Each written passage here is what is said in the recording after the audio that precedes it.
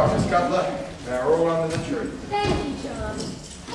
Oh, Mamma mia, I have never seen so many presents before in my life. I cannot hardly wait to see what's in them. When will Mr. Whiteside open them, Miss Cutler? Oh, well, John, you see, Christmas is Mr. Whiteside's personal property. He invented it and it belongs to him. Tomorrow morning, Mr. Whiteside will meet every present. That'll be the goddamnest first we ever saw. Maya, look who he's got the presents from. My Caleb Douglas. Nancy Regan. And...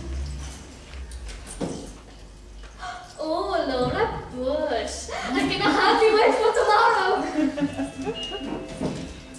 Oh, Mr. Whiteside's tree is so beautiful, the two.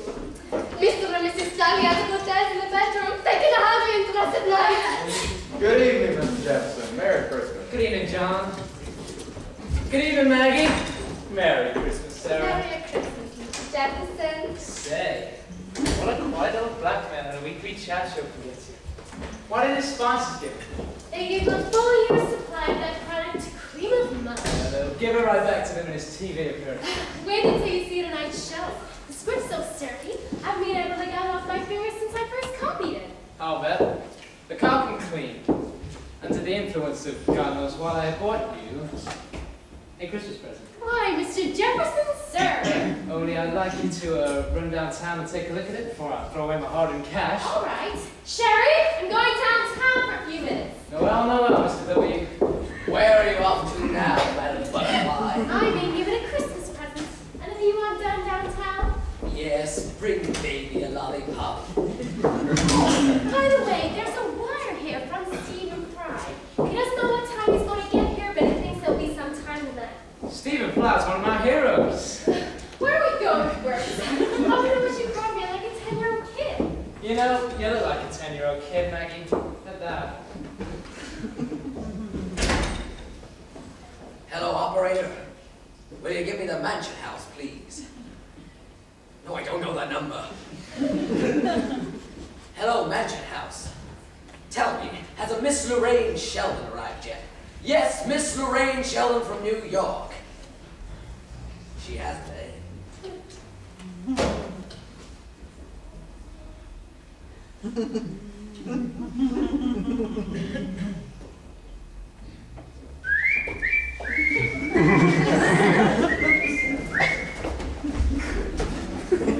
What do you want coming in the room like that? Why don't you knock before entering the room?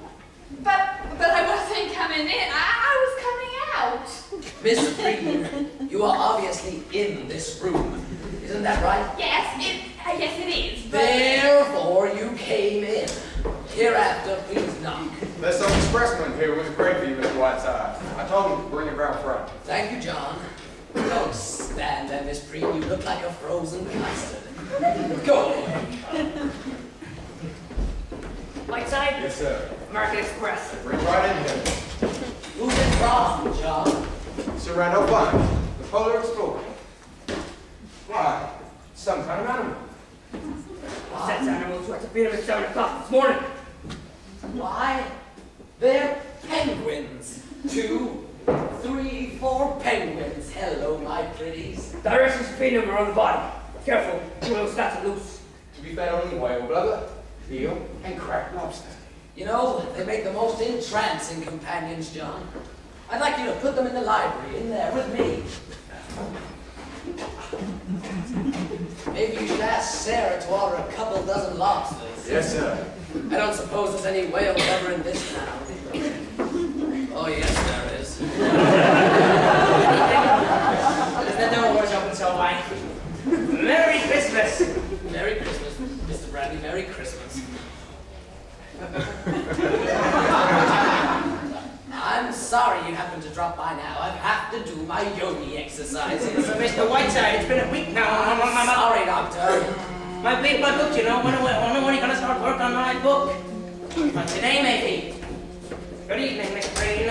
Good evening, Dr. Bradley. Dr. Perhaps I'm not well, but when I just opened the door just then, I thought I saw a penguin with a thermometer in his mouth. What's this? Have those penguins got out of that crate? Penguins. Did you say penguins? Yes. Dr. Bradley, will you go in and capture them, please? There's 4 of them. The penguins, yes.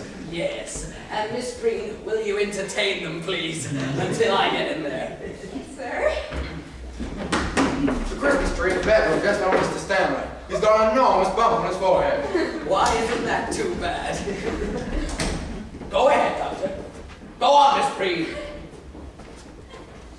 Hello, Miss Whiteside. Hello, Richard. Mr. Whiteside, will you have some time later? Oh, I don't know, Doctor. I'm busy now. I suppose I'll wait a while. I'll wait a little while.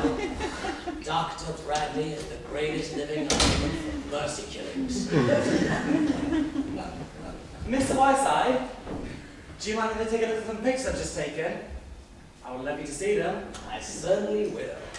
Why, Richard, these are splendid. There's real artistry. I like all the things you showed me. This is the essence of photographic journalism. Say, I didn't know they're that good.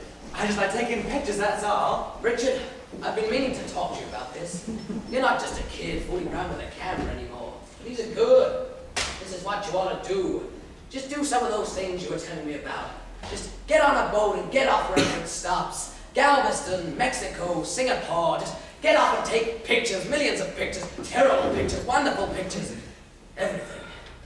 Say, wouldn't I though? This is what I've been dreaming of for years. If I could do that, I'd be the happiest guy alive. Well, why can't you do it? If I were your age, I'd do it like a shot. Well, you know why. Dad. Richard, do you really want to do this more than anything else in the world? I certainly do. Then do it. Hello, Richie. Hello, Mr. Whiteside. Hello, my dear. Well, I suppose it's up to you, Richard. Thanks, Mr. Whiteside. You've been swell. I'll never forget it. Mr. Whiteside, could I talk to you just for a moment? It's important. Certainly, dear. I suppose this is all about your young Casanova at the factory. I just can't seem to make Father understand. It's like talking to a brick wall. He won't meet him. He won't even talk about it. I mean, what am I going to do, Mr. Whiteside? Me and Sandy love each other. I just don't know where to turn. Young lady, I'd like to meet this young man. I'd like to see him for myself. You would, Mr. Whiteside? You would? He's in the kitchen now. Good, bring him in. Mr. Whiteside, he's a very sensitive boy.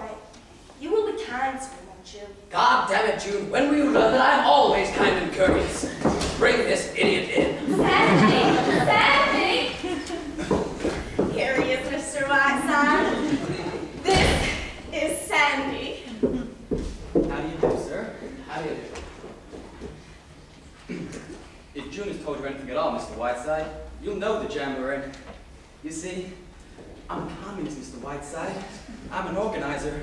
I've been organizing the men down at Mr. Stanley's factory. Mr. Stanley's so sorry about it. I'll bet. Did June tell you that? Yeah, she did. Well, that being the case, Mr. Whiteside, I don't think it's right I try and influence June. Marrying me would mean a definite break from her family, and I just don't want to bring that about. But the trouble is, Mr. Stanley's just so stubborn about it.